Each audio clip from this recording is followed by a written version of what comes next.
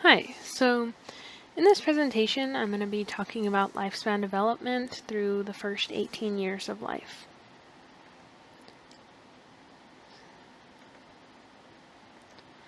So the first 2 years from ages 0 to 2 are filled with a lot of physical development because physical growth at this time in life is extremely rapid. In fact, it's the fastest that it will ever be in an individual's entire life.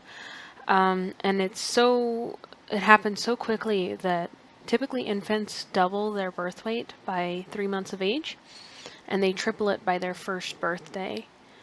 So this is why it's really important for young infants to eat well during this time, because roughly about 40% of the body's energy is devoted to physical growth. And of course, this physical growth requires high energy. Of course, the best way to get these nutrients to a newborn infant is through breastfeeding, because breast milk contains the proper amounts of carbs, fats, proteins, vitamins, minerals, etc. And it also has antibodies that can be transferred from the mother to her infant, which of course help the baby with its own immune system development and immune responses.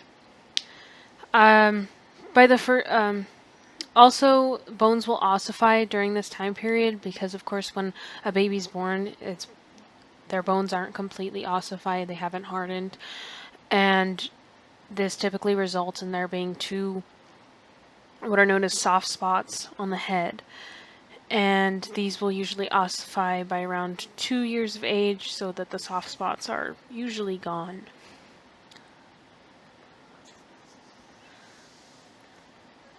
During the first 2 years, there's also a lot of cognitive development that occurs. Infants will perceive sensory information around them and use this information to learn, select, modify, just basically learn how to live in their environment. And, how to respond to people, how to get people to care for them, and etc. Babies are extremely sensitive to touch, but their other senses aren't necessarily that great when they're born. So these will develop during the first 2 years, like sight, sound, taste, smell, etc. They all develop during this period. The growth of specialized brain also occurs, and this in order for this to happen effectively, the baby needs environmental input influences. And there's two ways that babies babies grow and they learn from their environmental input influences. And the first is experience expectant growth, which is when the wiring of the brain is organized by experiences that are common to most humans, and experience dependent growth, which is when an individual's unique experiences over a lifetime affect brain structures and organization, and consequently how we respond to certain stimuli. There's also a lot of social development. As mentioned, this time in life, it's just everything is developing. It's a brand new baby, learning how to do everything for the first time. So there's also a lot of social development that occurs at this age. So cuddles, the baby will normally cuddle at 3 months. At 3 to 5 months, a baby will relax when it's held. Around 3 to 6 months, a baby will respond with sounds like cooing or laughter or crying or something of that sort when a caregiver talks or smiles. By 5 to 7 months, the baby will be able to be calmed by the caregiver, and it should also know his or her own name as well as respond to their own name. 12 to 18 months, the baby will like receiving attention, and might even do things that ask for attention, such as cry. 15 months, the baby will begin to show affection, and 18 months, the baby will start to want to play with other babies and sort of expand its social environment beyond just yeah, close family members.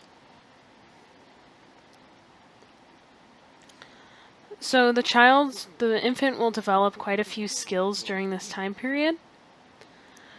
Um, as mentioned, between the first 3 months, it'll listen and hear voices and sound.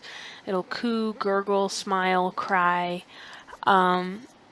The child might even start to attempt to say words.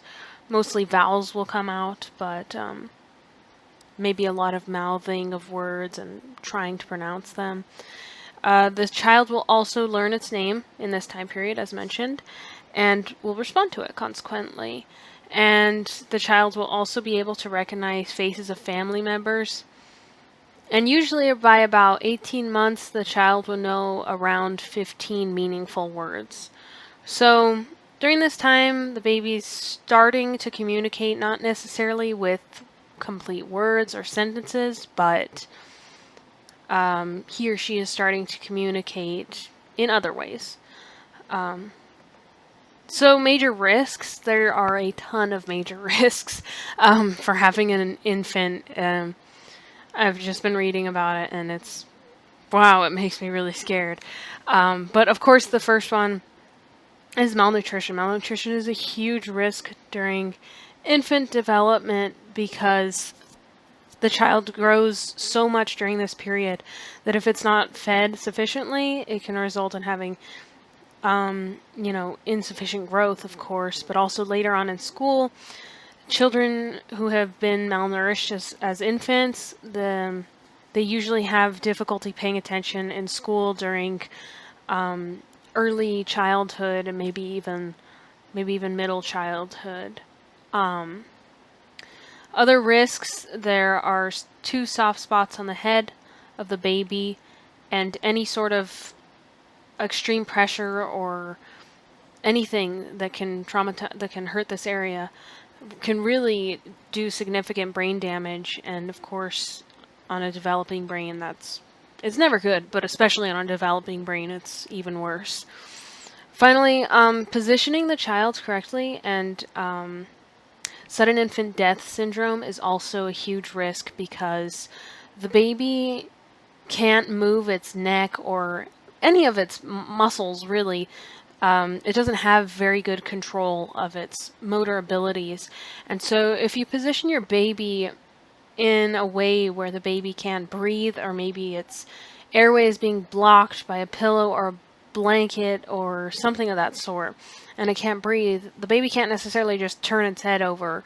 So there's excuse me, there's a lot of risk involved in how your baby's sleeping, and things of that nature. And that's also what this picture includes, is a picture of how your baby should sleep on its back. And unsafe sleeping usually occurs when the infant is on its stomach.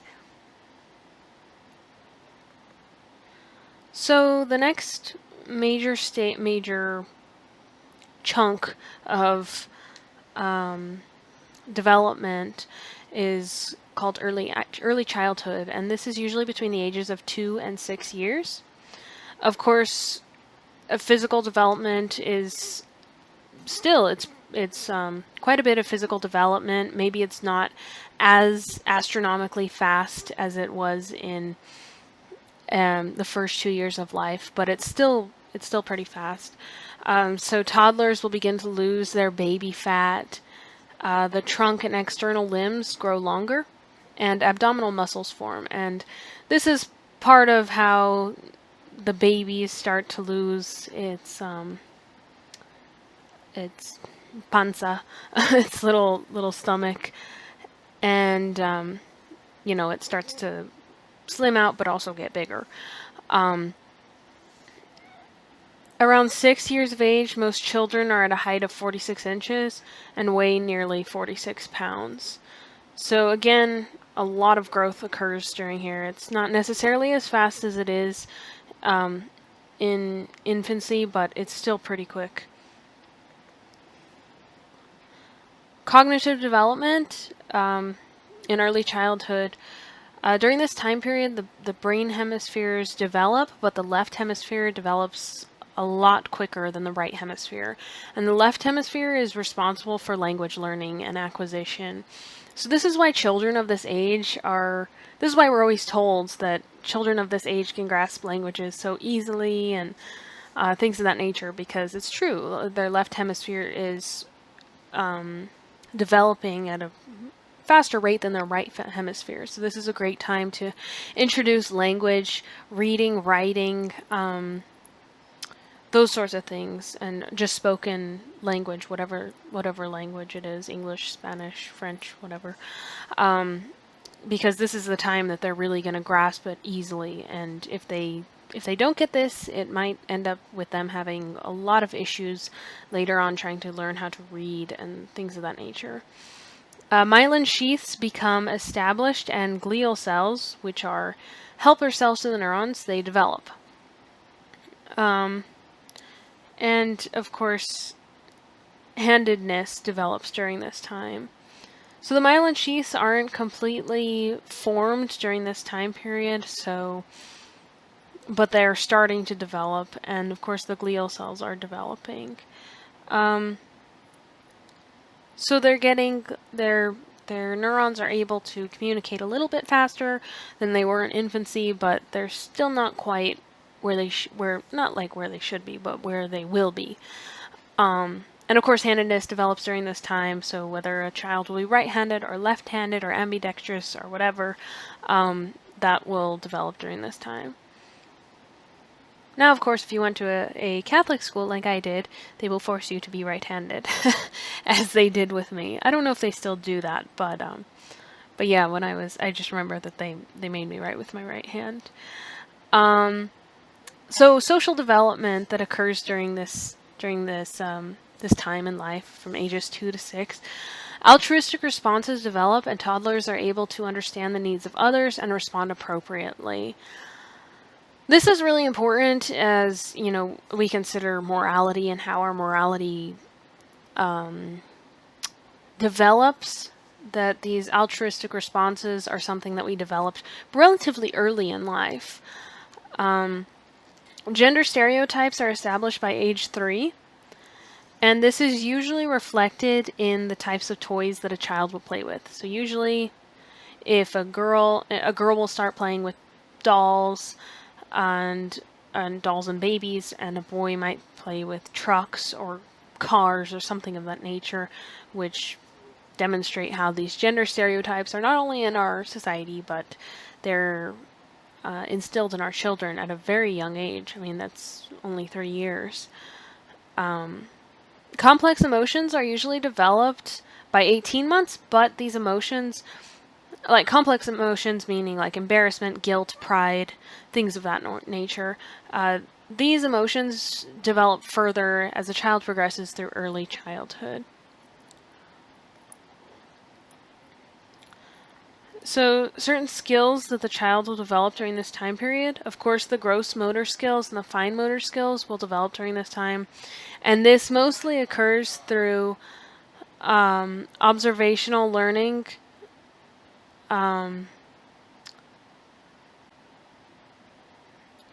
so this usually occurs through observational learning, and that helps preschoolers learn their fine motor skills. For example, they see someone draw something, and they try to replicate it. They learn from what they see, observational learning. And there's basically 3 major social conclusions that we can come to about children within this age range. And the first one is that they're egocentric, egocentrism. And this is in terms of saying that child believes that others see the world as they do. The second is that children of this age can confuse appearances with reality. And finally, children are unable to reverse their thinking at this age. And of course, this is reflected if you've ever talked to someone, a child of this age. They're just so, yeah, stubborn, and like all this seems a little bit obvious if when I think about my own nieces and stuff. But But yeah. So the major risks that um, that a child faces during this time period are once again that malnutrition. Children of these ages need healthy foods because they're still growing. They need to be active to help them develop their motor skills and things of that nature. And they need language stimuli from their environment in the form of reading and talking. And as mentioned, because the left hemisphere develops so quickly, we have to make sure that, we use like that, we teach our children language, we speak to them, we read them books, we give them language stimuli, because this is the age where they're really gonna just absorb it pretty easily. And finally, the child needs to be resting appropriately, and this is of course important throughout any age, even into adulthood. And so there's this little chart here, which just basically indicates how much sleep a typical person needs throughout different times in their life. So newborns generally need 12 to 18 hours. Infants will need 14 to 15 hours. Toddlers, 12 to 14 hours. Preschoolers, which is what I'm emphasizing in this part of the presentation, they generally need about 11 to 13 hours. That's still quite a bit of sleep. School-age children, 10 to 11 hours. Teens, 8.5 to 9.25 hours, and adults, 7 to 9 hours. So it's really important that, our preschoolers are getting their 11 to 13 hours during this time period because they're still growing.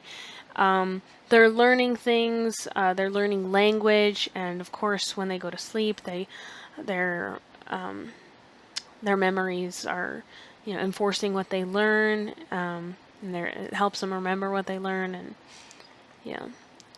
So the next major chunk of growth, I guess, is in middle childhood, which is the ages of 7 to 12. So physical development, it continues at a steady pace that was sort of established during early childhood. We're not quite at the time of the growth typical, the growth spurt or puberty or anything of that sort, but we're getting closer to it. At 6 years, a typical child weighs about 46 pounds, and is about 46 inches tall. And by age 12, a child is about 90 pounds and 60 inches tall. So this basically means that children are gaining about 8 pounds and 2 to 3 inches per year. Generally, girls and boys of this age range are usually the same size, but as girls may enter puberty first before boys, they can end up being a lot taller than boys of the same age.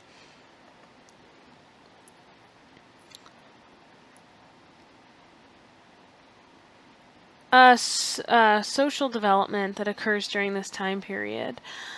Children will continue to develop socially as their language skills improve. Parenting styles can have a big influence on the behavior of children.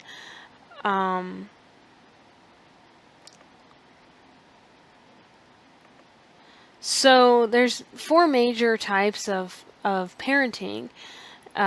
Authoritative, permissive, authoritarian, and neglectful. And of course, the way that we are treated by our parents, the way that we're treated by other people, has an influence on the way that we treat other people. So, for instance, people with authoritarian parents might end up becoming bullies or having bullying-like characteristics. So that's always something to take into account when thinking about your own child's development during this age. Of course, permissive is kind of parenting, but like I don't know. I guess they're kind of like fearful parents. And neglectful is when the child is just completely neglected, which is really unfortunate. And authoritative is almost kind of like a balance, I guess, between authoritarian and permissive.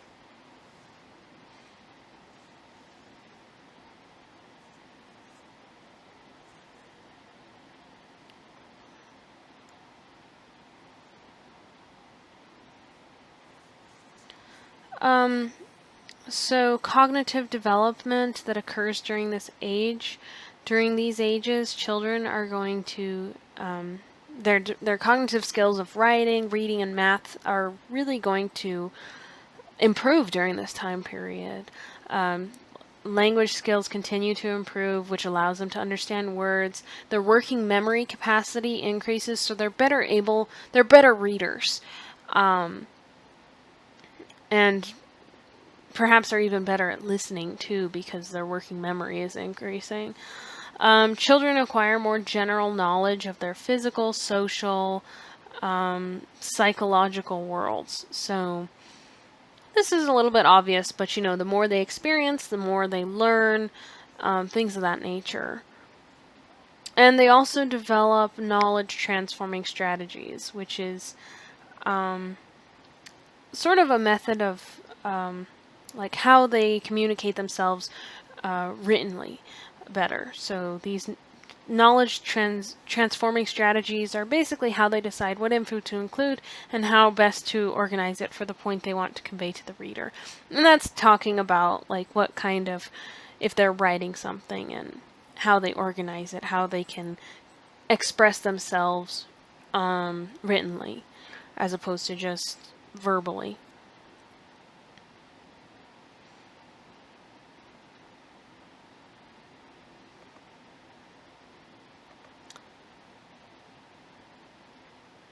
So the skills that the child will develop during this time, the child will continue to develop their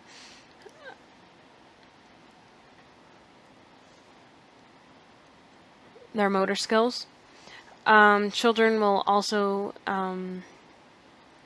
have more complex behavioral and cognitive abilities because their central nervous system is maturing. Their frontal lobe, which is responsible for planning, reasoning, social judgment, things of that nature, is increasing at it's growing at a steady rate, and so at this point, the child will essentially start to get smarter. And children will be able to engage in increasingly difficult cognitive tasks, such as performing a series of tasks in a reasonable order. So the major risks during this time period, of course, they need to eat in every single one of these, risks that I've talked about. It's all about the child needing to eat. And it's true, because eating, providing energy for their growth, for all the things that they do in their lives, it's important, especially at this age. And they not just need to be eating, but they need to eat a well-balanced diet. Breakfast is also extremely important at this age, because oftentimes children who skip breakfast at this age have difficulty concentrating or remembering in school. And of course, as mentioned, this is when they're in school, they're learning, they're around all these different, they're interpreting all these different sensory information. They need to be paying attention and being able to concentrate. So breakfast should generally provide about a fourth of a child's daily caloric needs. Okay, and now we're sort of moving on to adolescence, which is from the ages of 13 to 18. And these are sort of the teen years. During this time, this is when children have the peak adolescent growth spurt. And when a person reaches the growth spurt, if she's a girl, she can gain as much as 14 to 15 pounds in a year, and a boy can gain around 16 to 17 pounds. Girls normally start their growth spurt a little bit early, around the age of 11. and reach full mature stature at 15, whereas boys start a little later at 13 and reach full mature stature at around 17. Your adolescent might even look a little bit disproportional because the head, hands, and feet begin to grow first, which is followed by the growth in arms and legs. And then, of course, the trunk and shoulders are the last to grow. Heart and lung capacity also increases, but it tends to increase more in boys than in girls. Cognitive development during this time period, the brain is nearly full at the full size at the beginning of adolescence, but different in the regions of the brain. I guess develop faster than other parts.